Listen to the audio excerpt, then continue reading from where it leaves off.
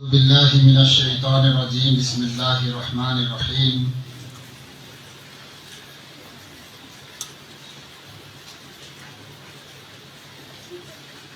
والذین جاہدوا فینا لنہدینہم سبلنا وقال نبی صلی اللہ علیہ وسلم خیرکم من تعلم القرآن وعلمہ۔ آج کے اس ہمارے پروگرام کی قابل قدر و قابل احترام شخصیت حضرت مولانا سید مفتی محمد عثمان صاحب دامت برکاتہم، جو بہت دور دراز کا سفر کر کے ہمارے بیچ تشریف لائے ہیں،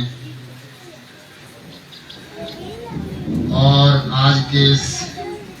پروگرام کو کرانے والے حضرت مولانا موسیٰ صاحب دامت برکاتہم، مولانا جان محمد صاحب اور ہمارے تمام بزرگ نوجوان بھائی اور معصوم بچے، اللہ جل جلالہ عما نوالہ کا ہم سب کے اوپر انتہائی کرم ہوا ہے کہ اس رب العالمین نے ہمیں جہاں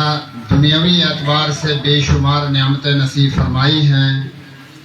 جن نعمتوں کا شمار اور گننا انسان کے بس کی بات نہیں ہے،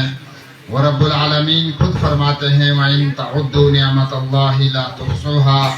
اے میرے بندے اگر تو میری نعمتوں کو گننا چاہے تو ان کو شمار نہیں کر سکتا ہے۔ اتنی بے شمار نعمتیں اس رب العالمین نے ہم سب کو نصیب فرمائی ہیں، لیکن ایک نعمت ایسی ہے کہ جو اللہ رب العزت نے خاص طور سے ہمیں نصیب فرمائی، اور اللہ رب العزت نے قرآن کریم میں اس کا بیان اور ایمان والوں کو خطاب فرمایا کہ اے ایمان والو، میں نے تمہارے اوپر احسان کیا ہے کہ میں نے محمد الرسول اللہ صلی اللہ علیہ وسلم کو تمہارا نبی اور تم کو محمد الرسول اللہ صلی اللہ علیہ وسلم کی امت کے لیے منتخب کیا ہے۔ یہ اللہ کا ہمارے اوپر بہت بڑا احسان ہے، کرم ہے۔ میرے عزیزو، علماء اکرام کی زیارت، ان اکابرین کا ان پہاڑوں میں، جنگلوں میں تشریف لانا، ہم بہت شکر گزار ہیں ان اپنے بڑے اکابرین کا۔ ان کے سامنے ہماری بات کرنا یا ہم نے کچھ بولنا، یہ تو ایسا ہوگا کہ سورج کو روشنی دکھانے کے مانند ہے، لیکن یہ ہے کہ اپنے بڑوں کے سامنے اگر کچھ بولیں گے تو اصلاح ہو سکتی ہے۔ تمام احباب جو یہاں تشریف لائے ہیں، آپ اللہ رسول کی نسبت سے یہاں جمع ہوئے ہیں۔ اللہ رسول کی نسبت پر جڑنا اللہ کے یہاں قبولیت کی علامت ہے۔ یہ میرے دوستو، یہ جو معصوم بچوں نے آپ کے سامنے ابھی پروگرام پیش کیا ہے، یہ بچے جو ہیں یہ آنے والا ہمارا کل ہے، یہ آنے والا مستقبل ہے ہمارا، اور اگر ہم نے ان بچوں کی فکر کی تو یہی بچے ہمارے لیے آخرت میں نجات کا ذریعہ بنیں گے۔ اگر ہم نے آج بے فکری میں ان بچوں کے بچپن کے ساتھ کھلواڑ کیا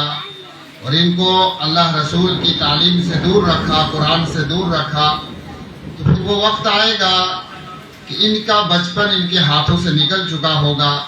اور یہ ماں باپ کے ہاتھوں سے بھی پھر نکل چکے ہوں گے۔ پھر اس کے بعد ہوتا کیا ہے کہ جب انسان قرآن سے ناشنا ہوتا ہے، قرآن کو نہیں جانتا ہے، رسول اللہ صلی اللہ علیہ وسلم کی زندگی سے واقف نہیں ہوگا، تو اس کو نہ ماں باپ کی عزت کا پتہ ہوگا کہ ماں باپ کی عزت کیا ہے، میرے ذمہ ماں باپ کے حقوق کیا ہے، میرے ذمہ پڑوسی کے حقوق کیا ہے، میرے ذمہ رشتہ داروں کے حقوق کیا ہے، میرے ذمہ اپنے زندگی کے حقوق کیا ہے۔ وہ جب اس سے ناواقف ہوتا ہے تو میرے بھائی وہ زندگی پھر جو گزارتا ہے، وہ زندگی سمجھو کہ ایسی ہوتی ہے جو خدا رسول کی نافرمانی والی زندگی ہوتی ہے، اور اس نافرمانی میں ان کے ماں باپ برابر کے شریک ہیں، کیونکہ انہوں نے اپنے ہاتھوں سے اپنے بچوں کی زندگیوں کو برباد کیا ہے۔ اس لیے آج ہمیں موقع ہے کہ یہ جو ہمارے حفاظ علماء جو معمولی تنخواہوں پر ہماری مسجدوں کو، ہمارے مکاتب میں اپنا وقت نکال کر ہمارے بچوں کو پڑھا رہے ہیں، میں تو مبارکباد ان حفاظ اکرام کو دیتا ہوں، ان معلمین حضرات کو دیتا ہوں کہ جو یہ اپنا وقت نکال کر کے ان بچوں کی زندگی کو سنوارنے میں، ہمارے بچوں کی زندگی کو سنوارنے میں لگے ہوئے ہیں۔ ان کا ہمارے اوپر بہت بڑا احسان ہے کہ ہماری فکر، ہمارے بچوں کی فکر کر رہے ہیں، اور کیا معمولی تنخواہ میں کر رہے ہیں۔ ان کے لیے ہم سب کی یہ ایک ذمہ داری بنتی ہے کہ ان کے تمام اخراجات کی ہم فکر کریں، اور معلمین حضرات کو بھی کہ جو ہم ٹائم مکتب میں دے رہے ہیں وہ اللہ کی امانت سمجھے ہم، کہ میری ذمہ یہ وقت میں امانت سمجھ کر کے اس میں خیانت کیے بغیر پوری محنت ان بچوں کے اوپر کروں گا، تاکہ یہ صحیح قرآن پڑھنے والے بنے، صحیح رسول اللہ صلی اللہ علیہ وسلم کی تعلیمات کو اپنے زندگی میں اتارنے والے بنے، جو یہ تعلیمات ان کے لیے، ہمارے لیے، پوری امت کے لیے نجات کا ذریعہ بنے گا۔ کیونکہ امت کا مال یہاں لگے گا تو انشاءاللہ وہ مال بھی برکت والا ہوگا، وہ کمائی ہماری برکت والی ہوگی۔ اللہ رب العزت ہم سب کو اس پر دھیان دینے کی توفیق عطا فرمائے، عمل کرنے کی توفیق عطا فرمائے۔ ہمارے بڑے آئے ہوئے ہیں، ہم دھیان توجہ کے ساتھ ان اکابرین کی باتوں کو سنیں۔ اللہ رب العزت کیونکہ فرمایا کہ علماؤں کی زیارت کو عبادت سمجھو۔ علماؤں کی زیارت کرنا، ایک عالم کی زیارت کرنا، فرمایا کہ یہ عبادت ہے، اور ہمارے درمیان